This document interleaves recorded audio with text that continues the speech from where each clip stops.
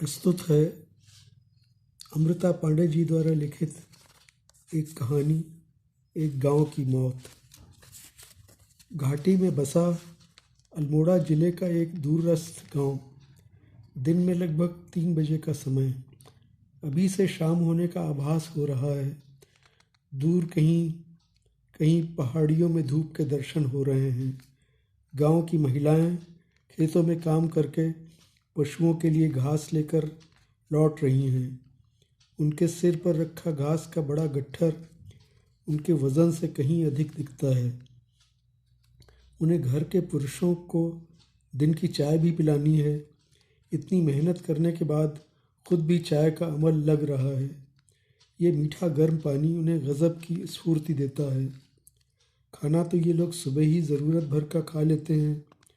इतना समय ही कहाँ कि महिलाएं खेतों से आकर दिन में फिर खाना बनाएं। यूँ भी लंच शहरों की परंपरा हुई। गांव में तो सुबह ही दाल भात रोटी सब्जी सब तैयार हो जाता है। महिलाओं को भी तभी फुर्सत मिलती है जब वे ये कार्य कर लेती हैं। खेतों से आकर वो घर के अन्य कामों में लगी रहती हैं। हाँ, पुरुष ज़रूर गपबाजी के लिए आपस में इकट्ठा हो जाते हैं, अक्सर रामदा के घर के बाहर। दूसरे गांव की तरह इस गांव के अधिकतर घर खाली हो चुके थे। लोग शहरों में या सुविधा वाली जगहों में जाकर बस गए थे। जो समर्थ नहीं थे या जिन्हें थोड़ा भी अपनी ज़मीन से जुड़ाव था, वही यहाँ पर टिके हुए थे। फिर भी जो यहाँ पर बचे थे, उनकी फसकबाजी का अपना ही अंदाज हुआ। अरे, प्रधान आजकल खूब दौड़ भाग कर रहा है। एक प्रश्न चिन्ह लगाकर राम सिंह चुप हो जाता है। उसकी वही आदत थी कि सवाल का एक तीर छोड़कर खामोश हो जाता और फिर दूसरों को बोलने का पूरा मौका देता। तभी किशन बोलता है, हाँ, मैं भी ये नोट कर रहा हूँ, आजकल खूब इधर उधर कर रहा है और दिनों तो बड़ा सुस्त रहता है। तभी एक आवाज़ आती है, सुस्त क्या, गनेल की तरह पड़ा रहता है, कोई काम कहो तो सुनता भी नहीं। अब श्याम भी बीच में नाक घुसेड़ते हुए बोला, जाता हूँ कल सुबह सोर, देखता हूँ कि क्या वजह है, कुछ न कुछ सुराग तो मिलेगा ही। श्याम को सभी लोग गांव का खबरिया कहते थे। जो बात किसी को पता न लगे वो श्याम को पता लगी जाती थी। प्रधान का पुराना घर गांव के बीच में ही था, मगर अभी कुछ समय पहले उसने अपने खेत में एक नया घर बना लिया जो सड़क के नज़दीक था। किशन आइडिया लगाता है, हो सकता है सरकारी पैसा मिला हो किसी काम के लिए, उसी का हेर फेर। तभी आवाज़ आती है, चुप कर, रामदा आ रहे हैं। प्रधान के ख़ास आदमी हुए और खेती बाड़ी की बातों के साथ सभा भंग हो जाती है। घर जाकर दोबारा चाय पीने का समय भी हो गया होगा। गांव की महिलाएं भी अब थोड़ा बदल रही थीं। पहले तो पति के एक आदेश में थाली में स्टील के गिलास रखकर सबके लिए चाय ले आती थीं, लेकिन अब वे इतने सारे लोगों के लिए चाय बनाने से साफ मना कर देती। आखिर सुबह से शाम तक कितनी बार चूल्हा फूके वे भी। शाम को तो शायद उस रात नींद भी नहीं आई। प्रधान की व्यस्तता को लेकर न जाने क्या क्या सोच रहा था वो। धूप निकलते ही चल दिया प्रधान के नए घर की ओर। ग्राम प्रधान जीत सिंह सूट बूट में तैयार घर के बाहर खड़ा था। नमस्कार प्रधानदा। गुड मॉर्निंग श्याम, कैसा है तू? आज इस तरफ कैसे? अरे दादा, कुछ नहीं, गैया खोली थी, उसी के पीछे पीछे चला आया। और आप सुबह सुबह तैयार, कहीं जाने की तैयारी हो रही है क्या? हाँ यार, ज़रा शहर तक जा रहा हूँ। बेटा पढ़ने जा रहा है दिल्ली। सोच रहा हूँ वहीं से इंटर करके इंजीनियरिंग की तैयारी करेगा। यहाँ ना कोई सुविधा है ना कुछ। हल्द्वानी जाकर थोड़े कपड़े और सामान ले आता हूँ। सही कह रहे हो प्रधानदा।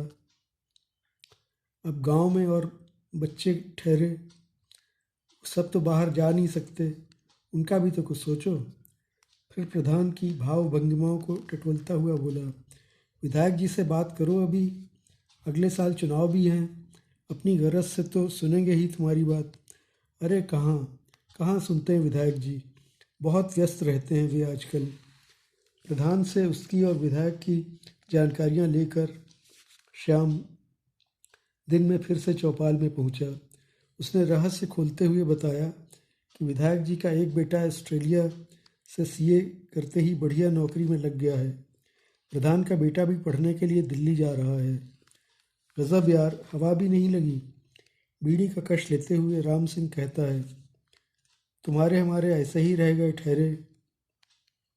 वैसे प्रधान भी कुछ कम तो नहीं समझने लगा है अपने आप को, खूब पैसा कमा लिया है। रामदा बोले, अरे रामदा, तुम तो प्रधान के खासम खास हुए, आज इतनी नाराज़गी क्यों? एक बोला, क्या खासम खास, हमारा उपयोग किया उसने तो, सारी अच्छी ज़मीन सड़क बनाने के नाम पर कटवा ली।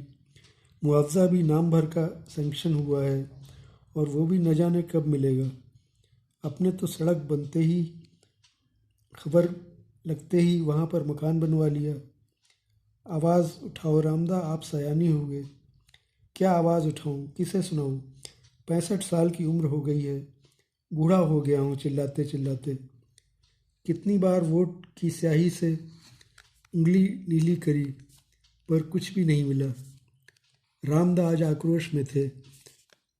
उन्हें शांत करने की कोशिश करते हुए किशन बोला, बूबू ऐसा क्यों कहते हो? ये जो सड़क हमारे गांव से 2 किलोमीटर दूर तक पहुंच गई है, ये भी तो विकास है। बिजली के पोल लग गए, तार झूल रहे हैं, बस बल्ब लगने की देरी भर है। फिर सभी लोग ठहाका लगाकर हंसने लगे। अभावों को अपनी नियति मान ये लोग कई बार इसी तरह हंस लेते थे। तभी तो कहते हैं, अगर जिंदा दिली की तस्वीर देखनी है तो किसी गांव की ओर चले जाओ। सरकार क्या करेगी, हमें भी सोचना होगा। बूबू कुछ शिवानंद इस अंदाज में बोला कि संकेत दे रहा हो कि सत्ता पक्ष से बिल्कुल खुश है। विधानसभा चुनाव होने वाले हैं सुना? हाँ, 2-3 महीने में हो जाएंगे। बूबू किसको वोट दोगे इस बार? चुटकी लेते हुए एक बोला, हाँ बूबू बताओ तो, किसकी उम्मीद में उंगली नीली करोगे इस बार? मैं नी जय सकूं अब चेला बहुत हैगा, कै मिलो। अरे फिर उड़ बात। विकास कोई ऐसी चीज़ थोड़ी है जो पकड़ कर ले आए और गांव भर में धर दिया। विकास धीरे धीरे आता है। पोस्ट मास्टर साहब बोले, जो रामदा के ही हम उम्र थे। उनकी ज़मीनों के रेट भी अब बढ़ गए थे। सड़क गांव तक पहुंच रही थी तो ज़मीन कुछ ही समय पहले 2 लाख रुपए बीघे मिल रही थी, वही 5 लाख हो चुकी थी। इस बार तो लोगों को अच्छा मुआवजा भी मिला। बड़े बड़े व्यवसायियों ने रिजॉर्ट के नाम पर ज़मीन खरीद ली थी और कुछ हथिया भी ली थी। लेकिन यहाँ तो तनातनी अपनों के बीच में थी। कुछ बुजुर्ग इस नासमझी को समझ रहे थे, लेकिन युवा न जाने क्यों मतिभ्रष्ट होते जा रहे थे। रामदा अपनी बहू को चाय बनाने के लिए आवाज़ देते हैं, कमला चाह चढ़ा दे चूल्हे में। वो अभी आई, जंगल से घास का फूला लेकर आई थी। ठीक है बाबू। फिर धीरे धीरे मड़मड़ाती है, ओहो यो सौरजीव ले, 1 मिनट ले, आरामल नी रुंदिन, घड़ी घड़ी चाह चै है। कमला के हाथ में बटन वाला फ़ोन है।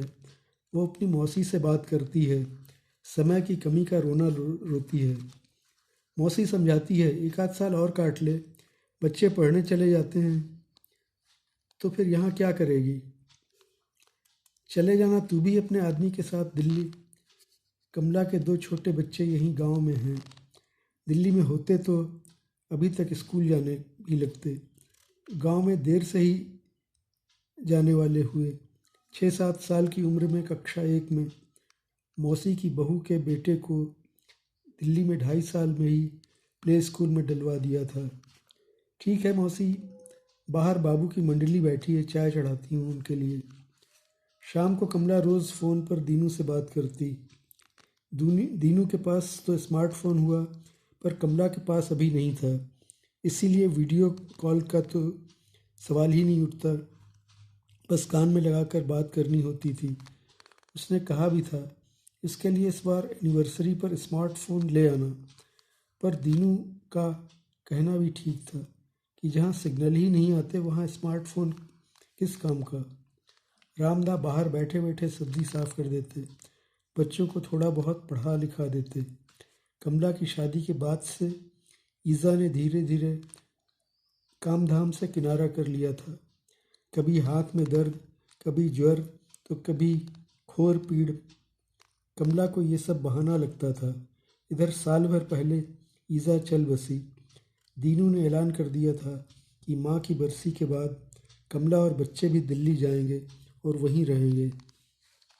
रामदा भी उनके साथ जाएंगे। अगले दिन शाम तक देवदा भी सपत्नी गांव पहुंच चुके थे। 8वीं पास करने के बाद ही वे गांव से चले गए थे। उनके पिता सेना में सूबेदार थे।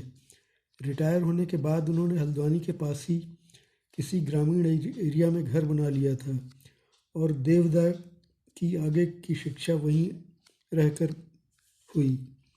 बाद में देवदा ने भी सेना ज्वाइन कर ली थी। अभी कुछ ही साल पहले लेफ्टिनेंट के पद से रिटायर होकर हल्द्वानी में ही रह रहे थे। कभी कभी फसल का हिस्सा लेने आ जाते थे या फिर पूजा पाठ के मौक़ों पर ही उनका गांव में आना होता था।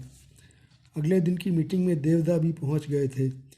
किशन ने रामदा के घर के बाहर पड़ी एक पुरानी प्लास्टिक की कुर्सी उनके बैठने के लिए डाल दी थी। कुर्सी को किनारे रखकर वो भी सभी लोगों की तरह पत्थर की दीवार में बैठ गए। और क्या हाल चाल है तुम लोगों के? क्या हो रहा है गांव में नया ताज़ा? देवदा आप आ गए हो ना, खुद ही देख लो, हमारे लिए तो सब पुराना सा ही है, किशन बोलता है। अरे मोटर मार्ग बन गया है, बिजली के पोल लग गए हैं और हरी ने फ़ोन पर बताया था कि आसपास में कई स्कूल भी खुल गए हैं। देवदा को गांव भर की खबर सुनाई गई। वे रुचि लेकर सुन रहे थे। फिर श्याम अपने पत्ते खोलता है। देवदा एक बात पच्छू, क्या बात तो बता। पूरन अपनी बेटी की शादी तय करके आया है। पूरन की बेटी? वो तो अभी छोटी होगी। हाँ, मेरी बेटी से 2 साल छोटी है, उसकी वाली बड़ी। तेरी बेटी कितनी बड़ी हो गई? 19 की हो जाएगी अब चौमास में। इसका मतलब पूरन की बेटी 17 की भी नहीं होगी। इस उम्र में शादी? उससे मिलकर बात करूँगा। फिर कहते हैं, कहाँ है पूरन? वो नहीं बैठता तुम्हारी मंडली में? फ़ोन करके बुला लो। आजकल उसने मनरेगा में काम पकड़ रखा है, शायद 5 बजे के बाद ही आता है। कोई बात नहीं, किसी और दिन मिल लूँगा। अगले दिन देवदा की मुलाकात पूरन से हो ही जाती है। और पूरन, क्या हाल चाल है? बच्चे कौन कौन सी क्लास में पढ़ रहे हैं? प्रणाम देवदा, सब बैठ ठीक। 6 बड़ी वाली 12वीं का इम्तिहान देगी अगले साल। मैंने सुना कि तूने उसकी शादी तय कर दी है। अब तो लड़कियों की भी शादी की उम्र लड़कों की तरह ही 21 साल करने की बात कर रही है सरकार। हाँ दादा, सुना तो सही है, तय करके आया हूँ। फिर थोड़ी व्यंग्यात्मक हंसी हंसता है। आप शहर में पले बढ़े, बच्चे बाहर पढ़ाए, मैं यहाँ इंटर के बाद बेटी को कॉलेज कहाँ भेजूँगा? मेरी इतनी हैसियत भी नहीं कि बाहर भेजकर खर्चा उठा लूँ। शादी हो जाएगी तो हम भी एक जिम्मेदारी से मुक्त हो जाएंगे और उसकी किस्मत में जो होगा तो शादी के बाद प्राइवेट फॉर्म भर देगी बीए का। पूरन की बात ने देवदा को सोचने को तो अवश्य मजबूर कर दिया, पर उनकी अपनी भी उलझनें थीं। दूसरों के मसले में उलझने का समय उनके पास भी नहीं था। सड़क बनने के दौरान अपनी अधिग्रहित ज़मीन का मुआवजा लेना था। गहत, भट्ट और मंडुआ में अपना हिस्सा भी लेना था। पैदावार तो अब गांव में नाम मात्र की रह गई थी। जंगली जानवरों, बंदरों, सुअरों ने खेती का बुरा हाल कर दिया था। ऊपर से सिंचाई की परेशानी अलग। फिर भी अपने घर का है वाली बात हुई। एक संतोष मिलता है। हल्द्वानी के बाज़ार में तो इन चीज़ों के रेट 150 रुपये किलो से भी नहीं मिलते। 2-3 दिन गांव में बिताकर देवदा वापस लौट गए थे। सुख साधन अब गांव की ओर आ रहे थे। लेकिन गांव पहले ही पलायन की मार से खाली हो गए थे। देवदा जैसे कई लोगों के घरों में ताले पड़ चुके थे। इधर रामदा की घरवाली की पहली बरसी थी। दीनू भी दिल्ली से आया हुआ था। कुछ दिनों में उन सभी लोगों को दिल्ली जाना था। बाबू ज़्यादा छुट्टी नहीं है, 4-6 दिन में चलेंगे। जाने से पहले अपने साथियों से मिल लेना एक बार। अभी कैसे चलूँ? मेरी पेंशन आती है, जीवित होने का प्रमाण पत्र देना पड़ता है हर साल। अरे बाबू, आजकल सब ऑनलाइन है। ज़रूरत होगी तो मैं ले आऊँगा तुम्हें यहाँ। दीनू, मेरे दगड़िए तो यहीं छूट जाएंगे सब। इस कुड़ी को छोड़कर कैसे जाऊँ? ज़िद मत करो बाबू, सबके बच्चे बाहर चले गए हैं। पहले तुम ही कहते थे ना क्या रखा है गांव में। सबने अपना ठौर ठिकाना शहर में ढूंढ लिया और तुम नालायक यहीं बैठे हो। थोड़ा गुस्से में कहता है, फिर कुछ नरमी दिखाते हुए कहता है, हमने तो जैसे तैसे पढ़ लिया, पर बच्चे यहाँ क्या करेंगे? समझा करो यार बाबू। रामदास सिर हिलाकर मानो कह रहे हों, सब समझ रहा हूँ। दीनू रेडीमेड कपड़े लेकर आया था एक जोड़ी। जाते समय ये पहन लेना बाबू, फिर बाकी वहीं जाकर सिलवा दूंगा। आज बाबू जा रहे थे बेटे के साथ दिल्ली। कभी घर की छत को देखते, कभी बदरंग दीवारों में टंगी पत्नी की फ़ोटो को। दरवाज़ा बंद करने पर जब सांकल खनकी तो बाबू को न जाने क्या हुआ।